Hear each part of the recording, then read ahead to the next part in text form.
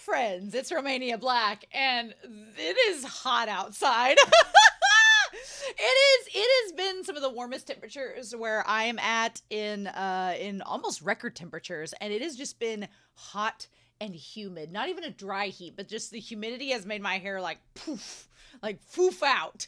And so it feels very good on a hot day like today to go inside and watch A Place Further Than the Universe, where they are at arguably some of the coldest places on Earth, which is exciting. So we're on episode 10 of A Place Further Than the Universe. I'm really excited because we're not near the end. We have 13 episodes. We literally have 4 episodes left, which seems like not a lot, but we have a month worth of the show left, and I'm excited because we just got to Antarctica. We have 4 episodes to see what happens. I'm pretty excited about that. And to see, now that we're off the boat, hopefully, what's going to happen. So before we dive into that, though, I do want to talk about a couple comments. One is from the Sledgehammer 205 for episode 7, saying the 4 voice actors visited the original ship with which they modeled a lot of the animation on. I remember back when, was it episode 3 or 4, where they went to the museum and it was talking about how the voice actors got acquainted with the ship and everything about it to try to be accurate and everything. One thing I like about this show is that they've taken a lot of time and dedication to make things, as people have noted in the comments, as accurate as possible, which is really exciting, right?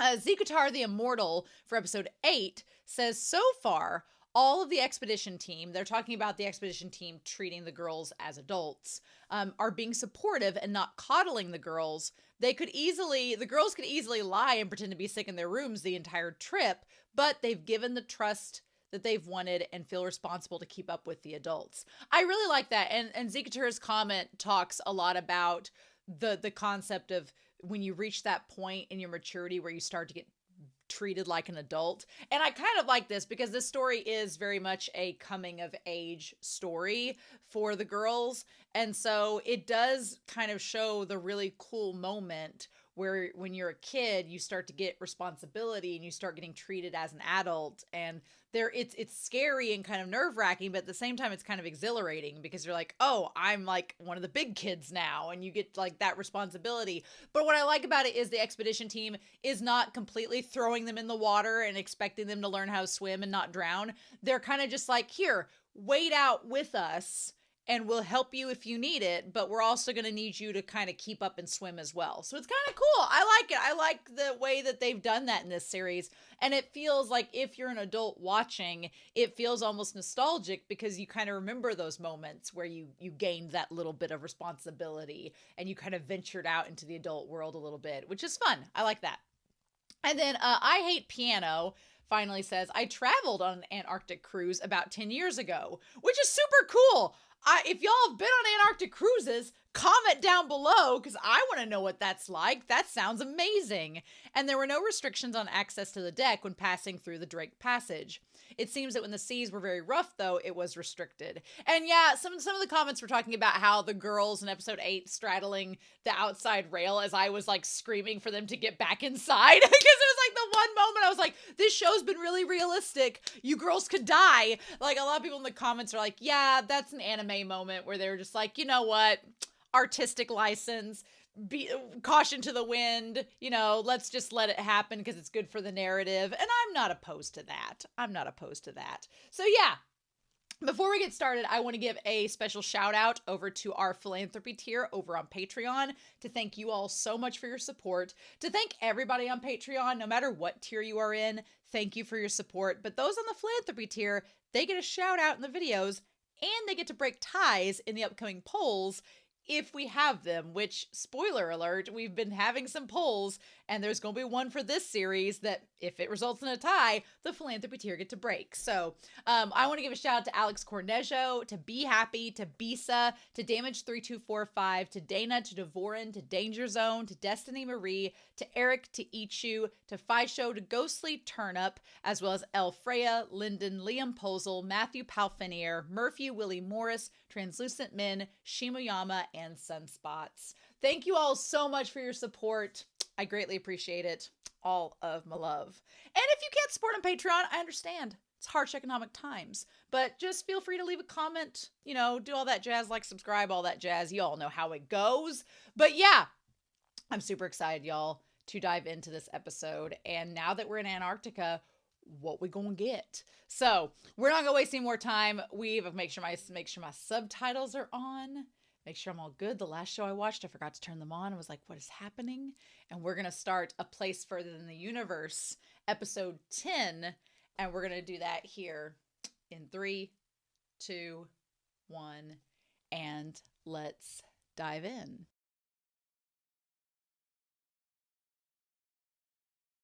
How dare this series? How dare this series for making me tear up over friendship? It's like a damn episode of My Little Ponies. Friendship is magic. Don't you know? Don't you know, Yuzu? Oh my gosh. Well, that was not what I expected for the first episode of them getting to Antarctica. I think that is interesting. So, Antarctica by helicopter, which is interesting. So yeah, so I guess my assuming is that the ship only goes so far. It can only do its trick in the ice so far before it's like, how do we get inland to the base even further?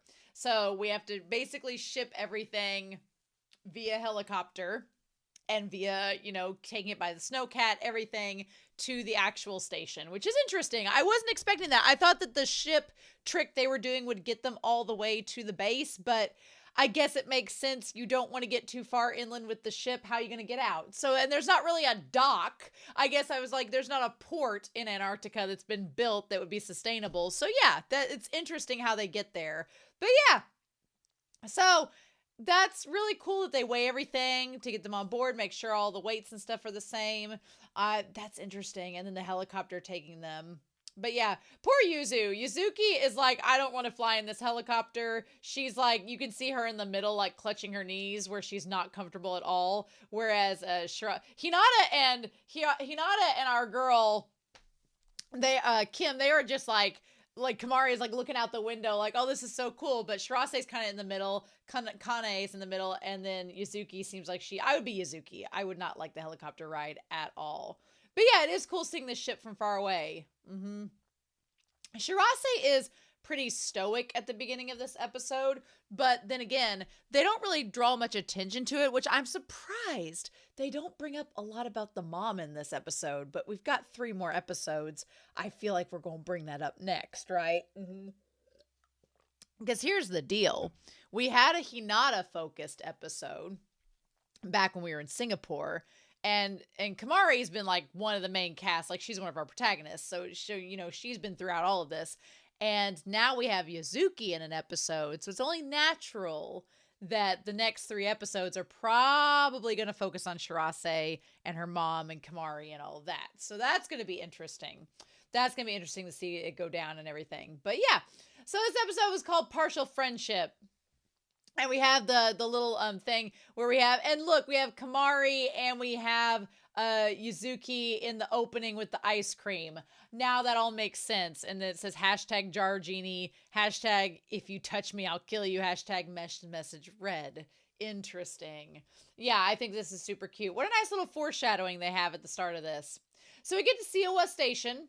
Helicopter touches down. I'm always terrified. I've watched enough action movies from the 90s that I'm like, you gotta duck down so those helicopter blades don't take your head off. I was like, get down, girls, when the helicopter's taking off. But yeah, it's so wild that they just basically show just going back and forth with all of the gear. It's crazy, y'all. Crazy. I'll give you a quick tour before the stuff arrives and things get crazy with everything getting in. So a bunch of cubicles. This entire setup reminded me of the John Carpenter movie, The Thing. From the 80s, where I was like, oh God, is there going to be an alien or monster that's going to kill everybody in Antarctica? You can make an Antarctic horror movie quite easily. I feel like The Thing is kind of that. But yeah, so they have all these cubicles that make a room that's the control building. That's kind of like the living room as they describe it, where everybody hangs out. There's the generator building. Just the thing about Antarctica is that you have so much space, but at the same time, the conditions are so extreme. Everything kind of has to be crude and practical, or it's not going to work. So, and plus, or it's not going to be sustainable over an immense mountain. I mean, when you see it all put together and built, you see the practicality and the functionality of it. My thing is, I can't imagine them building this, like constructing it. Like, where do you start? What do you do? Bringing the materials there, making the buildings. Like, it's one of those things where you try to think of how the sausage is made, and you're like, that's crazy, because it really is. You're in sub-zero temperatures building buildings. I mean, construction crews in any other part of the world do things at a specific time of day, specific time of week, under certain conditions to yield the best results. But here, you kind of don't have a lot of options. You can build in the summer there, which is in December. Their summer months are different than, like, I'm in the Western Hemisphere, so it's a little different. But their summer months in December are still near freezing temperatures. Like, the way that metal works, the way that different materials bend and ship and shape against the elements, it's just a marvel that they've built anything there, I guess is what I'm getting at. It just is kind of amazing. And they just are like, yep, here it is. And just the thought process into it, it can make your brain melt, right? But there's a generator building, there's the resident building, there's warehouses, they have all the steps and everything. And then they have the Lakeside Hotel, the lodging for the summer team. Normally, members who aren't staying for the winter would live there, which is kind of their situation. But because there hasn't been maintenance at the other 3 buildings over the last 3 years, you are all girls getting your own rooms, which is cool. They get their own room. They get to have, like, their own bed and everything. Plus, I think it helps that the crew is smaller than it was last time, so maybe they don't need as much room, perhaps. But yeah, and I like that they talk about how the air is so dry, there'd be lots of static. Oh, I would hate that. As much as I made a fuss about humidity earlier and making my hair puffy, when it's, like, super dry out, my hair just, like, sticks to my head and gets so staticky. But it is cool. The floors are heated, and you can open the blinds and see the view.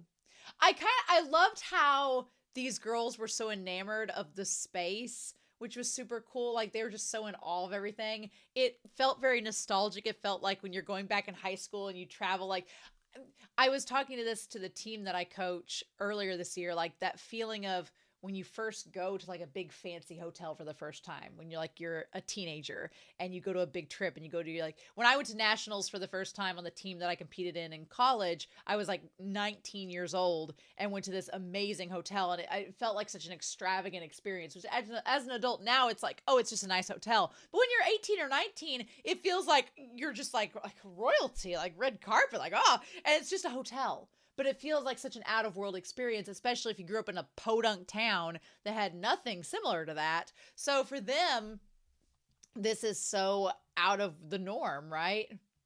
So then Kamari, I like this episode from the very start. We have Kamari and Yuzuki talking about Kamari speaking in her sleep. And I like that we established the two of them. We've kind of paired off in a weird way. We have Shirase and Hinata, who have had their episode together. And now we've had Yuzuki and Kamari with their episode together. And I feel like Shirase, my heart would tell me that Shirase and Kamari are going to have their episode together since we started with them. We're going to end with them. But I think it's also going to be like all 3 girls helping out Shirase. But we'll see. We'll see. I can relate to Kamari because I used to, I don't know if I talked to my sleep. I used to, like, move around a lot and, like, whack people, and, like, I kicked my grandmother out of bed once, when I was a kid. I used to move around a lot when I slept. Not now, but when I was a kid, I was, like, all over the place. I have a cousin, though, who does sleep talk and sleepwalk, and it is something out of Paranormal Activity. It is the scariest thing I've ever seen. We went camping one time, and in the middle of the night, he got up and started just, like, roaming around the camper, and I was like, and he was, like, at the door of the camper trying to open it, but he was asleep, so he couldn't figure out how to open it. And I was like, oh my God. And it was, like, mumbling, and my aunt had to, like, slowly bring him back to bed because you don't wake up sleep talkers or sleepwalkers because then it freaks them out. So it was scary. And so I don't blame Yuzuki for being like, what the fudge? Especially about the jar genie. The jar genie sounds like the towel genie. Do any of y'all remember that? Sounds crazy. So they move on. They were going to move on to the control building, but then they decide to go back to the heliport. So I'm curious if we're going to get something with the control building later on, that this was foreshadowing it. I don't know. Maybe. They do take a moment to talk about the snow cat having some repairs needed. They've brought that up several times now. I don't get good vibes from it. Maybe it's a red herring, but they keep bringing up how the snowcat is old. The snowcat's not good. It needs repairs. I feel like it's building up to something. I think of The Shining, because there's a snowcat in The Shining, and in that film, stuff happens to it and it doesn't work when it's needed for a critical moment. So I'm like, show her we're going to go the Shining route. I don't want you to do that. But yeah, so then they are just shown walking around cleaning everything up. So scooping the snow. I don't know. I guess since it's sub-zero temperatures, if you had food there that had stayed for 3 years, I guess it wouldn't have rotted necessarily. It just wouldn't be good, or be freezer burnt, probably, I'm assuming. But yeah, our one girl, she's going to clean everything up. And then everybody keeps bringing all the stuff back in. Okay. So what does Kane say there? Kane says we can take a break until the next one arrives. I think she says that, oh, Shirase worked part-time at a moving company. Well, okay. She would know Akihiko from Given. They would have something in common. So they start loading everything, and they talk about different things needing to be moved around, and that's when Yuzuki notices that she got an email and that their phones kind of work because of the tower.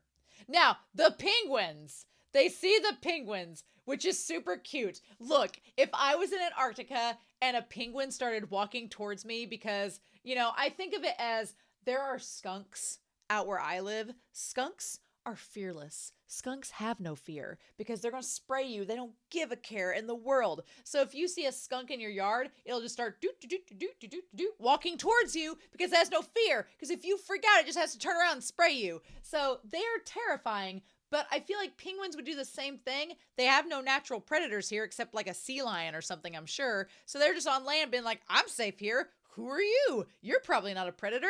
And it wouldn't care, and it just start walking towards you. I would freak out. I would fangirl and be like, I'm a penguin. I would be like Shirase, who Shirase looks like she snorted like a whole line of cocaine. Seeing that damn penguin. She's like, it's coming. How big her face is. Girl is freaking out. I don't blame her. I would be too. Right? They're like, stay within 5 meters. I love it. I love it so much. Never a dull moment. Yeah, I want them to see all the penguins.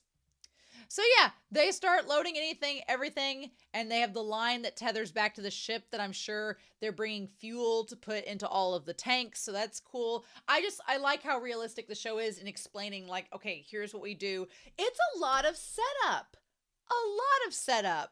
Because you think to yourself, you're like, okay, all their stuff's on the ship, so they've got to take it out and unload it there at the base, which would probably take like a week to get everything unloaded, and then you're only there for like 90 days and you load everything back up. Crazy talk.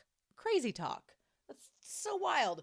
But yeah, it's interesting. You don't think about the process until you get there and actually see it all go down. That's kind of cool. I also like the idea of them having the masks over their faces, because in the OP they have the sunburnt faces, but here they wear the masks because the snow reflects and everything. That's really smart. And I guess they have this pool that's just filtering the water out, so if you put the dirty snow into it, you can always filter it and make it into water. So that's kind of cool. That's neat. I like that. Yeah, it's one job after another. It's crazy. No one's been there for 3 years, so they'll probably be busy for a little while.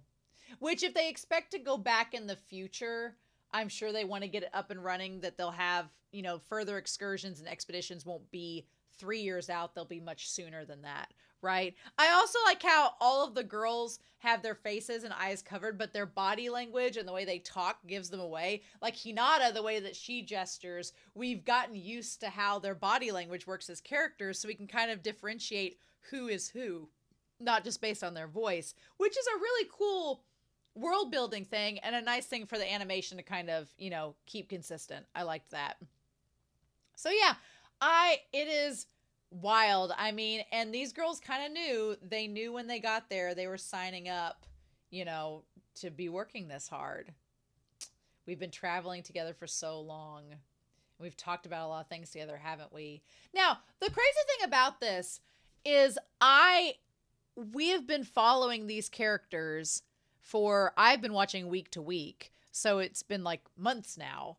And I had forgotten, because of Yuzuki's backstory, I had kind of forgotten that, oh yeah, she had some fair weather friends that were not great to her. And she's never really had any steadfast friendships because she's been an influencer and an actress.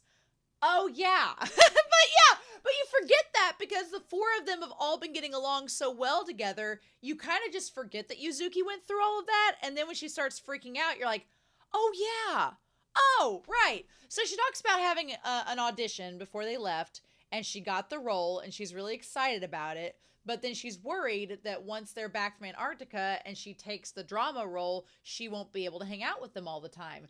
And Hinata kind of brings up a good point. She's like, well, we're not going to see each other all the time anyway when we get back. We're going to be leading different lives, and I'm going to be working in the convenience store for now, and they're going to be finishing school. So it's fine. Take the role.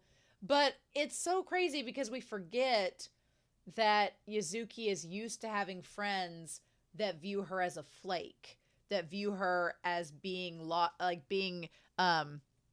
like a fair weather friend herself. She's used to people kind of, because she wasn't able to hang out with her friends because of the roles that she had and the acting gigs that she had, and her friends, in quotation marks, that she had before meeting these three all kind of just thought she was being flaky and just kind of like faded away their friendship and abandoned her and just went on without her. And she's afraid taking this drama role is going to lead her to follow down the same path where Kamari and Hinata and Shirase will no longer want to hang out with her because she'll have gone on and done this other thing. And Kamari's like, well, we're best friends already. And she's like, best friends, are we? And Kamari's like, well, yeah. And I like Kamari starts to get sad, and Hinata's like, just pace yourself.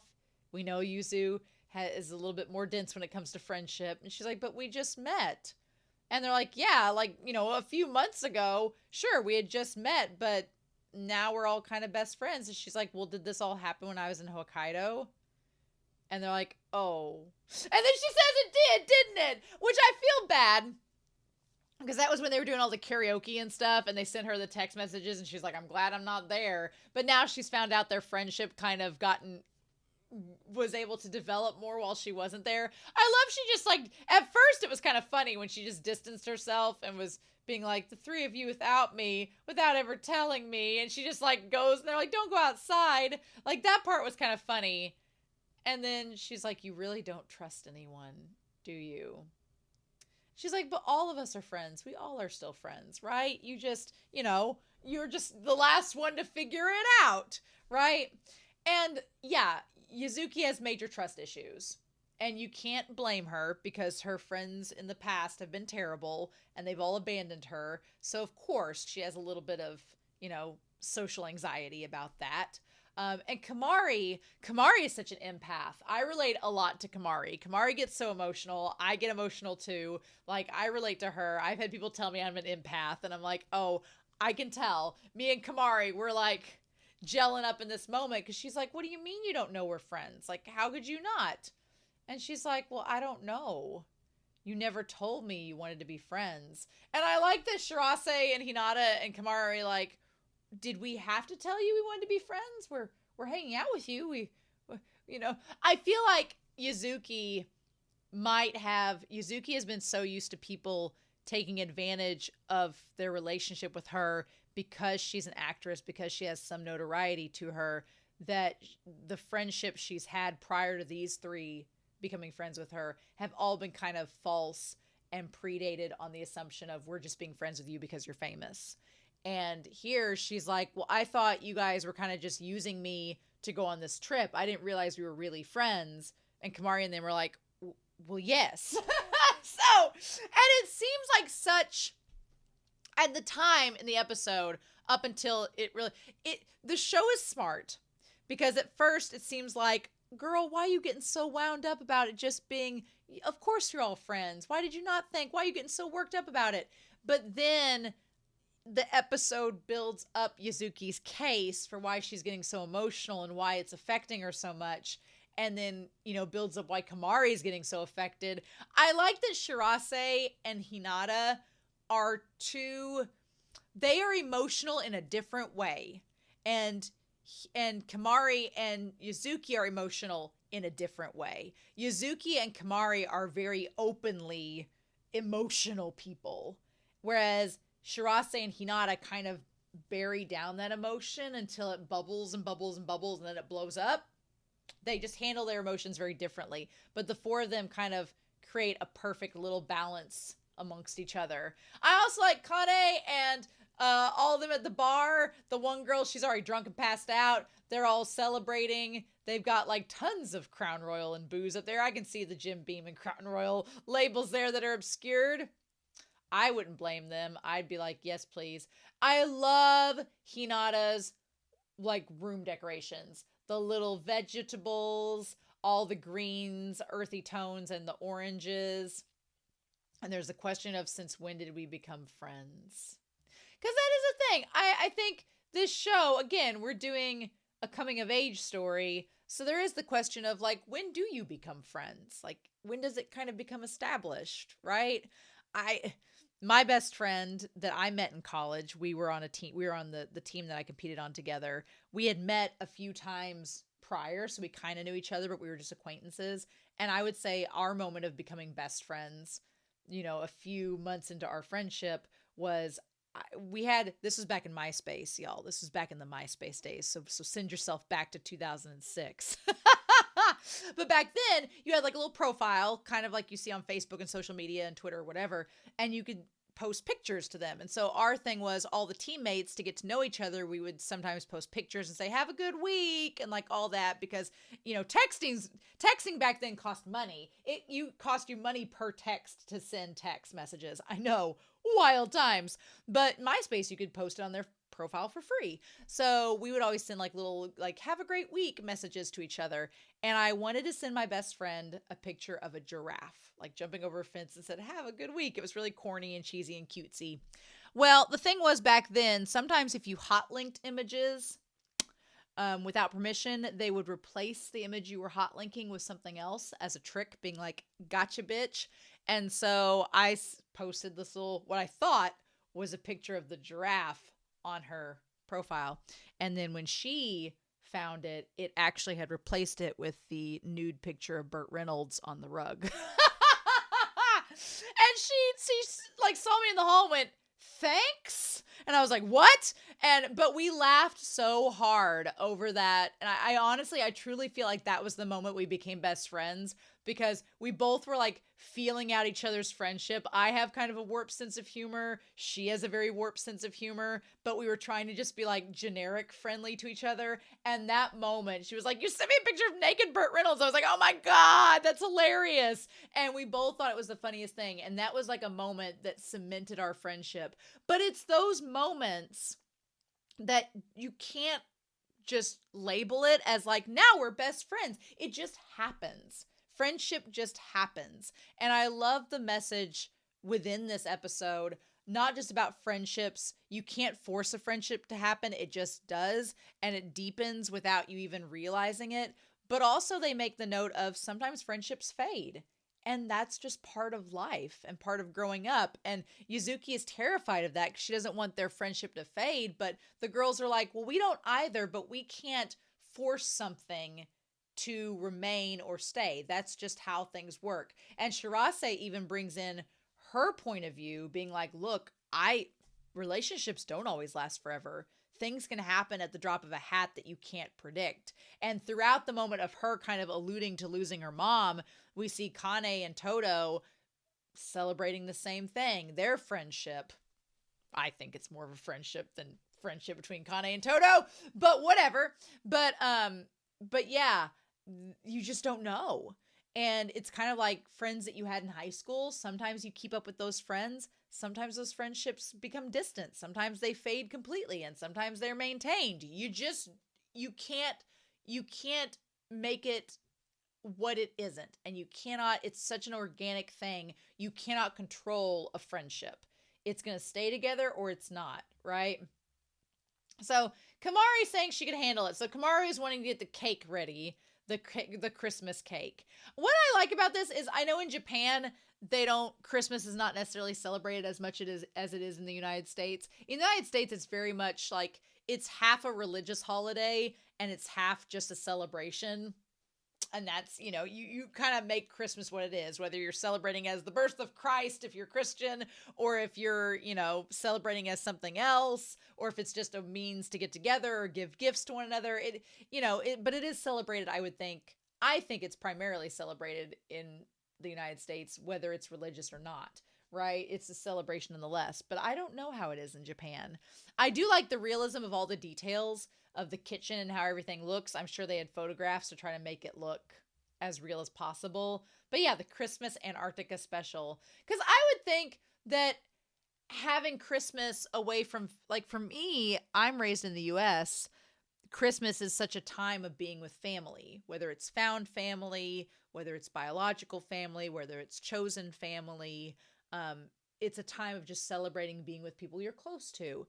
And I would think it would be hard for me to be away from my family during that specific holiday. But for them, and I'm sure it's taxing. They're not with their families. But Yuzuki brings up the point of the dreaded winter birthday. The dreaded winter birthday. I do feel sorry for anybody born in December. I really do. Because whether you celebrate Christmas or not, one, if your birthday is near Christmas, that sucks because nobody's going to come to your birthday party. They got Christmas holiday celebrations with their family. They can't. Two, if the weather sucks, nobody's coming to your birthday party because it sucks outside and they can't travel. And it's just not a good time of year, right? People get seasonal depression, all this, right? My best friend's birthday's in January and she hates it. She says it's a terrible time. Nobody comes to your parties. It sucks. And it's like, yeah, I have a summer birthday, so I can't say anything. But yes, they ask everybody if their feet are good, if their health is good, checking in with everybody. That's important because of how dangerous this place can be and to be safe. I like they talk about conserving energy, that they don't want to be inside for too long because they've only got so much energy. And plus it's as cold as it is outside, so at least you have sunlight outside. I also like all the food. They have like the chicken and the pork and the seafood. So yeah, powerful chicken. So they're going to cook up that chicken for Christmas dinner, which is fun. And then Shirase and Hinata kind of help out. Cute. Cute. I love that Kimari gets really emotional about the penguins eating chicken. No, they eat fish. But yeah, the cakes are super cute. I like it. And they're like, is Christmas important? One of the most important parts of life on the station. It's food and events. We're living a Spartan life in a limited space for a long time after all. So yeah, celebrating, if you're living in some extreme conditions, celebrating any moments together that you can is pretty important. I love Shirase's reindeer hat. It's so cute. And Yuzuki wearing the Santa Claus hat. It's super cute. And they give everybody the Christmas cake, which is adorable. And then Shirase asks Yuzuki if she likes Christmas. And she's like, it's not that I don't like it, but it's like a birthday, isn't it? She's like, well, so? It's not fair. Everybody has a birthday, but some people's birthdays get celebrated and others do not. Yeah, it is kind of unfair because there are some families that put more focus on a birthday, and there's some people who have more. I mean, in Yuzuki's case, again, she probably hasn't had any real friends to celebrate her birthday with, so she kind of feels left out, and the birthdays don't have as special of a meaning as they could. Which I think I like Shirase and Yuzuki together in this because I feel like they can kind of relate to one another because they've both been alone as well. And they're like, isn't that your song? And the one guy like tells her to eat some cake. And she's like, oh, okay. Like, he's like, we're playing your song, eat some cake. And She kind of gets emotional about that. So yeah, so once the wind picks up, you're not supposed to go outside. Yep, we have had that flashback of Shirase's mom dying, so that's another foreshadowing moment. And then Yuzuki says she decided to do the drama, but she wants them to all sign a friendship contract. And at first, it's a cute idea. It's like, oh, like, oh, whatever happens, we'll all still be friends and all that. You could take it that way, but Kamari does not take it that way. Kamari feels like the friendship contract means that Yuzuki doesn't believe that they're going to stay friends or that they maybe even are friends. And when she hugs her and says, you can't know, can you? Like, Kamari, damn empath. Girl being the empath, she's like, she realizes Yuzuki has never had real friendships. And so she doesn't have trust in her bones that they're going to be friends after this. And she wants, like, some kind of physical proof. And Kamari getting emotional at first is just like, oh, she's an empath. But also in the same vein, girl has been dealing with her best friend questioning their friendship and thinking that it's not sustainable.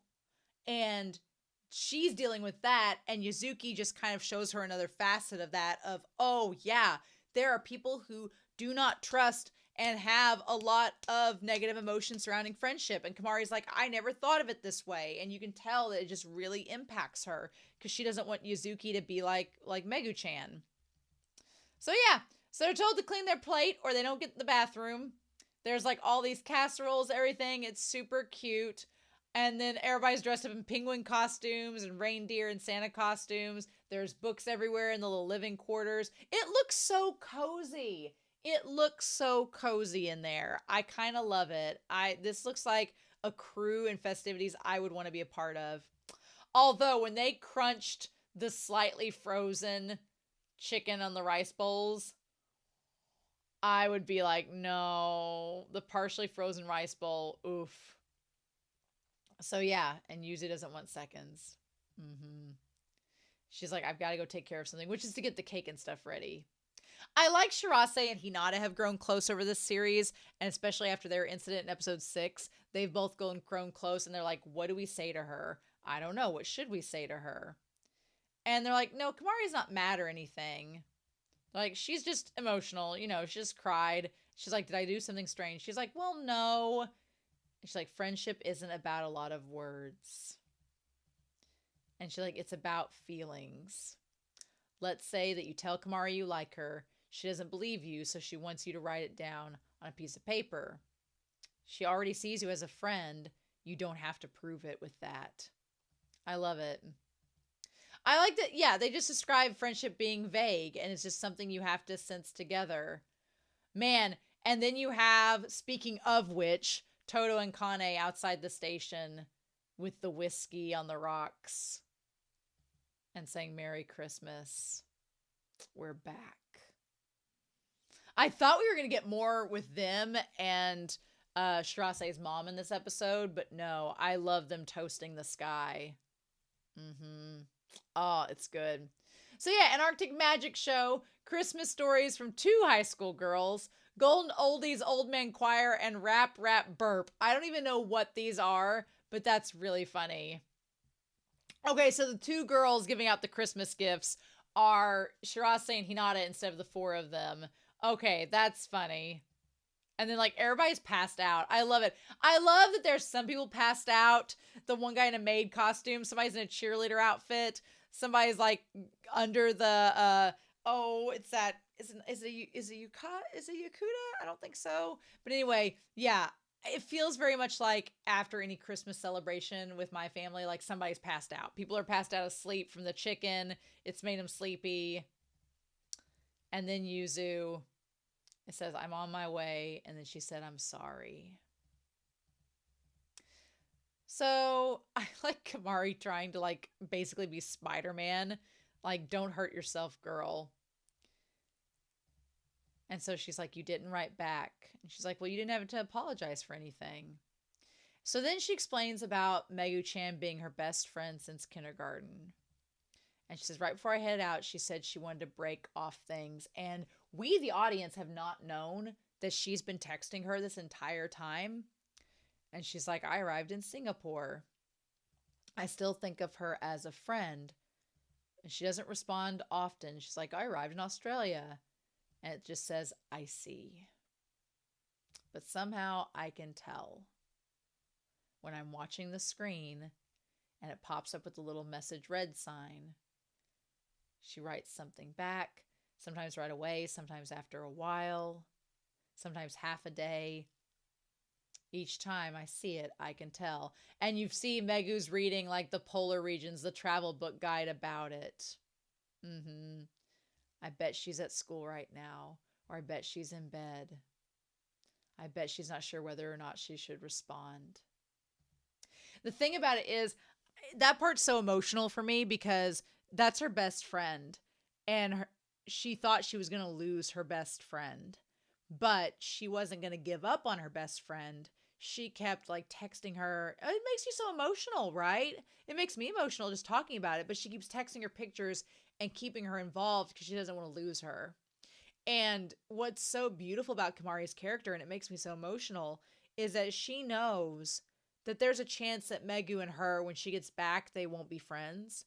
But she's not given up on her. She has that trust that she's like, we've been best friends. Something like this is not going to completely take that friendship away, even if it alters it.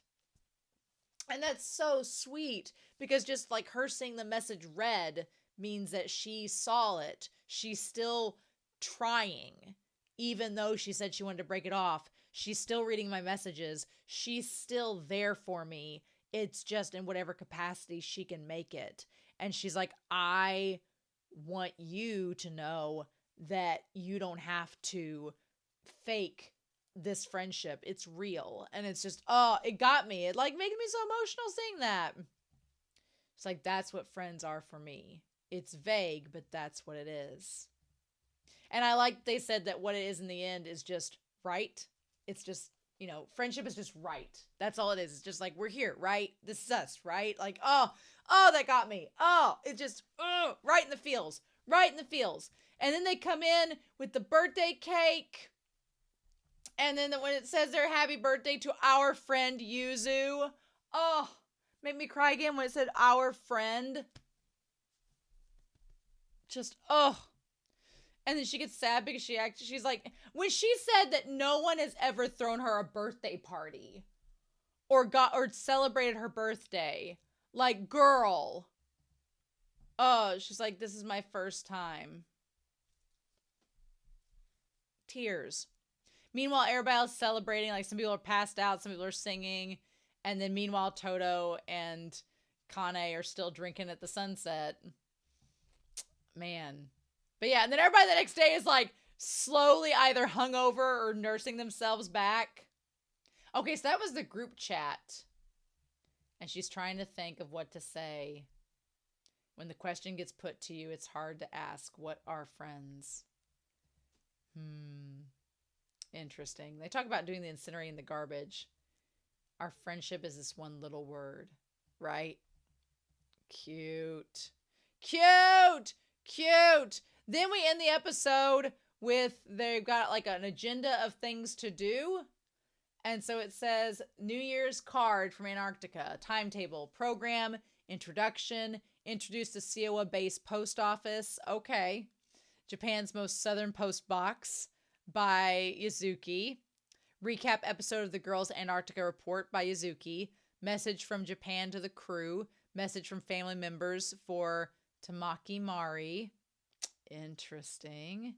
Message from the Hanyu Dyson High School track team for Hinata. Aw, okay, so Kamari. So family member. The family's got messages for Mari, the track team. The track team has messages for Hinata? Oh, we're going to bring that up? Oh, man. Oh, this could get emotional real quick.